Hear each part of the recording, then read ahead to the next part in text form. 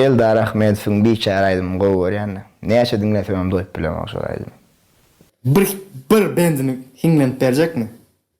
Dinlenip bereýin. Sevgim arman bolup galny yüregimde, aşkın yara salap yanar yüregimde, kalım biçare. Baş yere vursadım